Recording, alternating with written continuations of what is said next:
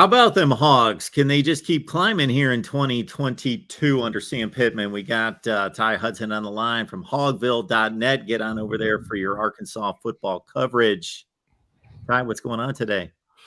Yo, almost said what's up. I got to do my ceremonial yo every time I'm on this show. How you doing, Mark? We look forward to that. I'm doing well. I'm trying to get a beat on the Razorbacks because, man, I was looking at their schedule personnel last night because I'm unveiling my record predictions. And, you know, I've got a soft spot for certain teams across the country. Only like a handful in Arkansas is in that category because I remember the old Southwest Conference days and now in the SEC Western Division playing that brutal schedule each year. I just kind of root for this team to take what's a high school playing state that's not at the level of some of their competitors across the conference and be able to elevate. And what Sam Pittman has done, you know, we've talked about it ad nauseum, can't be understated in terms of elevating from whatever it was, can't win a game in the SEC to 3 wins. That was really a good team, but 3-7 was the outcome. And then boom, last year playing with just about everybody on the schedule, including Bama. And that was remarkable. So where do we go from here? Well, we got you for some fall camp. We know you got complete access, full access to fall camp. You're there all the time. That's good to hear. And you love what you're seeing out of these wide receivers. It's kind of ridiculous. Like you and I were talking before we started recording, Sam Pittman has admitted it, and some other folks in the media have admitted it, including all of us at hogville.net. By the way, Hogville, all caps net YouTube. We're building that bad boy up from the ground up. A lot of fun over there. And, of course, tune into Tuss Talk with Ty as well. I got a lot going on, Mark. My plate is like, it's just kind of not near overflowing like yours is. You're a busy man 24/7. But, yeah, everyone has talked about the wide receivers being the biggest question mark. I think we've talked about this the last time I was on, but I added them to my red flag video. I made a red flag video on Hogville.net. And I added wide receivers as being a red flag for the Razorbacks to deal with in 2022. And I should have specified, you know, more so that they need to iron these things out before we get ready for Cincinnati, which is around the corner now. I feel like they've done that. Now, that's in camp. But coming into this, everybody was like, they're without Treylon Burks, first-round draft pick, who's in Tennessee, who's being treated quite pretty badly by the Nashville media over there, by the way, I should say. Every time that guy sneezes, they're tweeting about how terrible he is as a sneezer. But this was a point of contention for a lot of fans. It's split everyone down the middle. Oh, they're going to be fine without Burks. And then you've got the other side like, no, they're going to be terrible without Burks.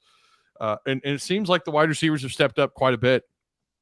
Matt Landers, again, someone you and I talked about, 6'5", 205, 203. Apparently, this dude runs like a 4.29 40. Of course, I'm kidding, but he is. I mean, they've said it. I don't remember which player said it, but he might be in that group in the wide receiver room, the fastest player in that room, and that's crazy when you consider they've got Bryce Stevens, Isaiah Centenia, who are guys that are really fast, and you're talking about him belonging in that camp at 6'5", 200 pounds. You know, hasn't proven a whole lot at Georgia, and of course he ended up transferring to Toledo. Hasn't really proven that, but he comes in. He's had a great camp. Warren Thompson, you know my boy Warren Thompson. You and I have always got to chat about Warren. He's had the most consistent camp of any wide receiver in that room, and he's got athletic ability, and I've seen him break the ankles of these DBs throughout camp. Isaiah Centenia has had some moments, the true freshman. I'm pretty sure it was Jalen Catalon who was guarding him on one-on-ones down near the they were playing like 5 yards out of the end zone or away from the end zone, and they're doing these like little quick routes, you know, little quick slant routes and things. And I'm pretty sure it was Catalon who he edged out and ended up making the catch and scoring. And then they do this thing called fastball where they just kind of line up and they go. You're seeing receivers make plays. It's like a different guy every day, and it's also guys being consistent. Like I said, Warren Thompson being in that bunch. Jaden Hazelwood he's been vocal. He's kind of taken over as the vocal captain, I think, on the offense, but definitely in the receiver room. And he's had a really strong camp. it's kind of extraordinary. The receiver room, what they've managed to do this fall camp has changed the minds of so many people. And I'm seeing now there's other people in the media who maybe kind of did a soft prediction several months ago. They're actually adding wins to their now official predictions. I'm going to have mine out Monday, the week of Cincinnati. I don't want to give anything away. My too early was 9-3. Have I changed that?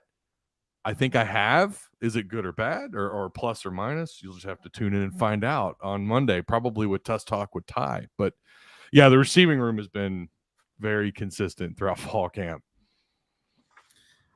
Very cool to hear that. It's almost like somebody had a conversation with those boys and said, we got a high NFL draft choice leaving. So somebody's got to step up. And they all said, well, I'm going to be the guy. Yeah.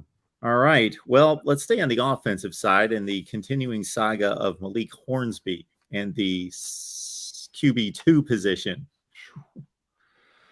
Yeah, this has been a roller coaster ride for Malik. You know, again, I think a big part of the reason why they wanted to move him out to wideout was because of the questions at wide receiver. Last year, you had some of these names I mentioned. They were here a year ago. Katron Jackson, who I don't know if I'm not going to say he's having a bad camp. He's just kind of been lost in that mix. And yet I think they still expect him to be one of the four guys. But Katron Jackson, Warren Thompson, these were guys that were here a year ago. Trey Knox, who they end up moving to tight end. None of these guys, had a big splash. So I think what they wanted to do, let's why not? This guy that might be the fastest player on our team, who has ridiculous speed, who takes up 10 yards in a flash, and maybe we can run some set trick plays with. And Malik Hornsby, let's move him out to wide receiver. I truly do believe they were trying to transition him from quarterback, from QB2 to wide receiver. I think they were going beyond set plays. I think that was honestly their goal. But then the wide receivers have had, like I just said, they've had a great camp. Now they've slowly started to kind of move him back to quarterback. Well, now the vibe that I'm getting is that there's a legitimate battle between he and Fortin, the transfer, who's been at like 15 schools, who transferred in. They like him a lot. And Sam Pittman even said that at one point he said, well, one of the reasons why we like moving Malik Hornsby out to wide receiver is because of what Fortin has done. But now they're in this situation where, wait a minute, our wideouts are having a fantastic camp. We don't need him out there, and we don't want to risk injuring him. So you just assume, oh, well, he's going to go back to QB2 and be fine. No, there's a real battle going on there. And I don't know that they're willing to come out and say that. If he has said that, I might have missed it. He has admitted that, talking about Sam Pittman, he has admitted that Fortin has taken a pretty significant step forward and has had a really solid camp as well. And I've seen him toss the ball. He has the quickest release I've seen from an Arkansas quarterback. I don't know since when. He has a very fast release. He looks like he makes really good reads in a timely fashion. I've also seen him kind of hold on to the ball and stutter and move around, and that's against the 2s and 3s. So who knows how he would perform consistently against the 1s. I don't know. KJ's had, by the way, a really strong camp as well with the highest pass completion percentage. So there's definitely no battle there.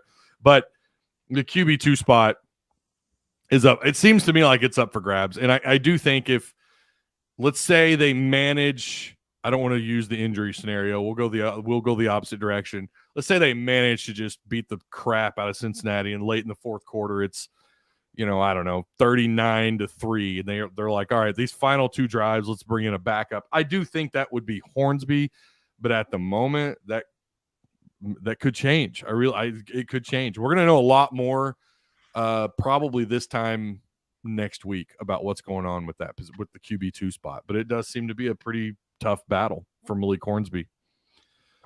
Got Ty Hudson on the line from hogville.net. We always enjoy the conversation with Ty breaking down the Hogs. You can go on over and check out Ty's work on hogville.net. And you're telling us Hogville, all in caps, right here on YouTube as well. It's Hogville and then all in caps net. If you just look up Hogville, I'm sure it pulls up. I took it over in June, started pumping out content. I want to say mid to late June. When I took it over, it had like 80 subscribers. We're now pushing almost 800 subscribers. Wow. It's pushing and it's growing, and it's been a lot of fun. I'm interviewing Otis Kirk. I've had Kevin McPherson on, who covers basketball. Dudley Dawson, who rarely shows his face, by the way. We got him on, and they've all done it. They make what I do as someone who interviews makes my job a lot easier, and it's nice to have people who keep the conversation flowing like they're able to do. And it's been a treat working with them. I'm like I told you before, I got the shirt. It's official. I've got the badge of honor, the You're in the Hogville.net. club. Right there it is. There's the badge of honor. But no, it's been a lot of fun. But yeah, Hogville, I'm there on YouTube, and I'm still with Tuss Talk with Ty. I'm still doing that, managing both of those. My badge of shame right now is having this white blob over my shoulder. I'm sure Arkansas fans don't like to see that. And I told Ty this before. I'm sure everybody's having a love-hate relationship with this video right now because they love Ty's analysis, but they hate looking at me and seeing this over their shoulder. But, you know, then I got Texas saying, and I'm sure nobody's too happy about that. So if you go neutral, if you flip that Texas helmet upside down, if you could somehow get it to flip upside down, they would love you for that. Oh, there you go. Oh, yeah, that's beautiful. Now you might tick off your Texas crowd, but who cares about them, Mark? Yeah, we're not going to post this on the Texas channel. But word gets around. When I say something on one channel, it always circulates, and people say, Mark said this over here. Yeah. And okay. Well, I'll just say it looks a lot better now. Just thought I'd clear that up. Now we can go talk about love-hate relationship. Hudson Clark has maybe a love-hate relationship with Arkansas fans to a certain extent. And he shouldn't, with a name as glorious as Hudson. Listen, I think he's done the name quite well. You know, going from a walk-on, earning a scholarship, you know, earns time with the ones, has an incredible game a couple of years ago, and then he gets burned on man-to-man coverage. He gets completely burned. He does not have SEC. Hell, he doesn't have, I'll be honest, I don't think he has Power 5 speed. No matter the conference, I say Power 5. God, what does that even look like right now? But he doesn't have that. I'll just stick with the SEC. He doesn't have that SEC cornerback speed. He doesn't have it. I would be it'd be disrespectful to guess his 40, but I'll say this. The guy's not running 4.4s. You know, he's really slow. Otis Kirk, I thought when I interviewed him last, he had a good point. He said, "Man, I wish he had that Day-Day Ladarius Bishop speed, who's probably one of the 6 fastest players on this roster. If he had that, he'd be an All-American." And I think he's right. That's the only, you know, if you had to check, and this is again something Otis said, I'm stealing this right from Otis. If he had 10 check boxes, he checks 9 out of 10. The one thing he doesn't have is speed. You know, he's got great awareness, high IQ. That's something you hear the players say and the coaches say and other media folk say. He's got high IQ. He's I mean, look, he would lead the secondary in fall camp with interceptions. He's tied. I think him and Catalon, have 4 interceptions through fall camp that they've told us about. I know for a fact he had at least 1, maybe 2 more, but they were dropped because they were doing this exercise or this they're doing one-on-ones wearing these like boxing gloves. And he's covering 1s and 2s receivers, and he's making plays on these guys. Now, he did get beat. Warren Thompson and him did a one-on-one. They had a one-on-one battle, and Warren Thompson broke his ankles. But Warren Thompson does that to everybody. So, and that's really about the only time I've truly seen Hudson get embarrassed. Has he been beaten at other times in camp that the media has seen? Yeah. But also you wonder, okay, that had to be man coverage. Anytime he's back in zone, if he has help over the top and he's back in zone, or even if they're in man coverage, as long as he has help and there's a 50-50 jump ball, the odds are he could come down with that ball. I mean, he's got great hands for a corner. Again, high IQ. He checks so many boxes. He just doesn't have the speed to play corner. And I've always thought, man, this guy, and you brought it up before I even said anything, maybe he should try out, maybe he should look at safety. The thing is, they're so deep there and they feel so good about that spot, and they like what Hudson brings to the table, I guess, and that's why he's still a starter at corner. Him and Bishop both, who, if I remember correctly, were also the starters going into last year. Now, Bishop ended up getting beat out, and I think Hudson ended up having to rotate with somebody, Johnson, someone. But Fans are kind of split on him. Honestly, maybe not even split. I think I would probably argue that 70% of at least Hog Twitter pretty vocal about how it's a question mark for them. Why is he still starting at corner? And I get it. But we've also seen him break out. So, and by the way, we only get 25 minutes. We get 25 minutes. That's all they're giving the media. And then it's like, the SID, he's kind of marching you out, and that's his job. And Kyle is great at his job, the SID for Razorback football. And we don't get to see everything. So maybe there's something behind closed doors that we're just not seeing. Cincinnati comes a calling. Here they were a college football playoff team, probably realistically a top 10 or 12 team in the country. More like top 40, I would guess. We shall see what Luke Fickell has this year, but I look forward to that game and look forward to talking to Ty next week about Cincinnati, Arkansas in Fayetteville. So we will tease everyone with that. In the meantime, get on over to hogville.net or Hogville right here on YouTube. Awesome. Ty, appreciate you being here. Always fun, Mark. I always look forward to doing these, man.